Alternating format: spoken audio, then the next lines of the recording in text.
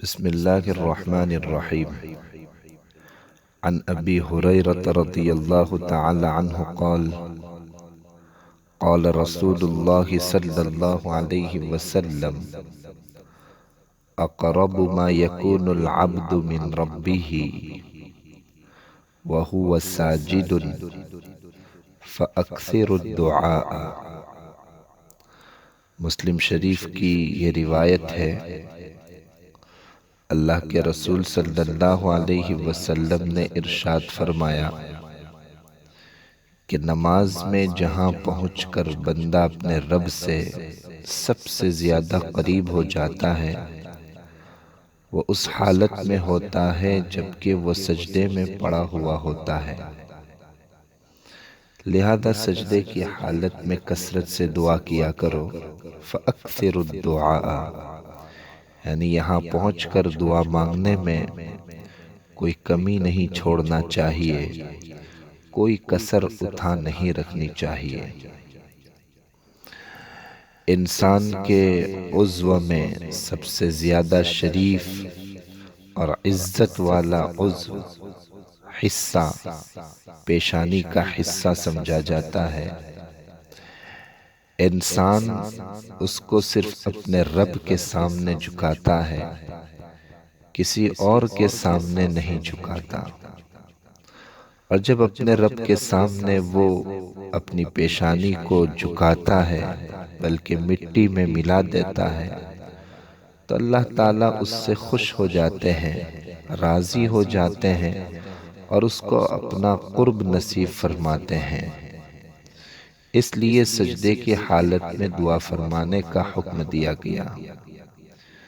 صحیح مسلم میں ہے، حضرت ابو ہریرہ رضی اللہ تعالی عنہ روایت نقل کرتے ہیں کہ حضرت صلی اللہ علیہ وسلم نے ارشاد فرمایا: اذا قرأ ابن آدم السجدة فسجد اعتزل الشیطان یبکی یقول یا ویلہ امر ابن آدم بالسجود فسجد فلہ الجنہ وامرت بالسجود فابیت فلی النار۔ کہ ابن آدم جب سجدے کی آیت تلاوت کرتا ہے پھر اللہ تعالیٰ کے دربار میں سجدہ کرتا ہے تو شیطان روتا ہوا اپنا سا منہ لے کر ایک طرف کھڑے ہو کر بڑی حسرت سے کہتا ہے کہ مجھ پر افسوس ہے کہ ابن آدم کو سجدے کا حکم ہوا تو اس نے دوڑ کر سجدہ کر لیا، اور مجھ کو سجدے کا حکم ہوا تو میں نے انکار کر دیا۔ نتیجہ یہ نکلا کہ آدم اور ابن آدم کے سجدہ کرنے کی وجہ سے ان کے لیے جنت مقدر ہو گئی، اور میں نے جب سجدے سے انکار کر دیا تو میرے حصے میں دوزخ آ گئی۔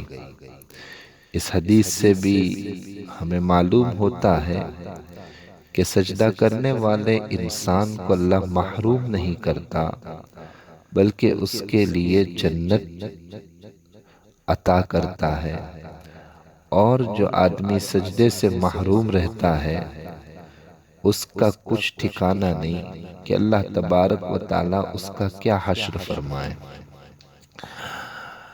اسی طرح ایک روایت میں ہے کہ ایک صحابی نے ایک خاص موقع پا کر حضرت صلی اللہ علیہ وسلم کے حضور میں اپنے دل کی خواہش کا اظہار کر دیا، اور وہ صحابی کی دل کی خواہش یہ تھی کہ یا رسول اللہ، جنت میں اپنے ساتھ رکھنا۔ تو تھوڑی دیر کے لیے اللہ کے رسول صلی اللہ علیہ وسلم خاموش رہے۔ وہ صحابی بار بار اصرار کرتے رہے کہ یا رسول اللہ، جس طرح دنیا کے اندر ہمیں آپ کا ساتھ نصیب ہوا، آپ کے ساتھ رہنے کا موقع ملا اور یہ شرف حاصل ہوا، اسی طرح یہ شرف ہم جنت میں بھی چاہتے ہیں کہ جنت میں بھی آپ کے ساتھ رہنا نصیب ہو جائے۔ تو اللہ کے رسول صلی اللہ علیہ وسلم نے ارشاد فرمایا کہ فَأَعِنِّي عَلَيَّ بِكَثْرَةِ السُّجُودِ، کہ اگر تمہاری تمنا اتنی بلند اور عالی ہے تو تم بھی سجدے پر سجدہ کر کے اس کے لیے میری مدد کرو، یعنی کثرت سے نماز پڑھا کرو، فرائض کا اہتمام کرو، سنتیں بھی ادا کرو، نوافل کی نماز بھی پڑھا کرو،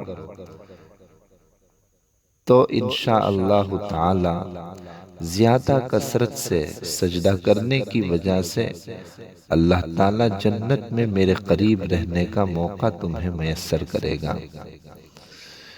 ان احادیث سے یہ پتہ چلتا ہے کہ اندازہ لگتا ہے کہ نماز کیا ہے، اور اللہ تبارک و تعالیٰ کی رحمت ایک نمازی پر کس طرح چھم چھم برستی ہے۔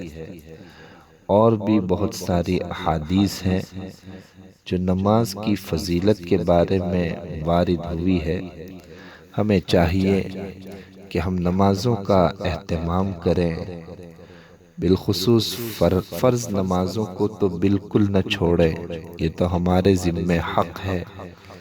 اگر پچھلے زمانے میں، پچھلی عمر میں کچھ نماز چھوٹ گئی ہے تو اس کی قضا کا اہتمام کریں، اور اس کے ساتھ ساتھ سنت پڑھنے کا بھی اہتمام کریں کہ یہ ثواب سے خالی نہیں، اور نوافل کا بھی اہتمام کریں کہ نوافل پڑھنے سے اللہ تبارک و تعالی کا قرب نصیب ہوتا ہے، اللہ کے قرب کا ذریعہ بنتی ہے، اس لیے اس کو بھی پڑھنا چاہیے۔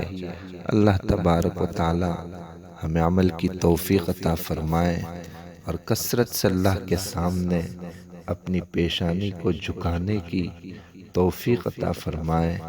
آمین۔ السلام علیکم ورحمۃ اللہ وبرکاتہ۔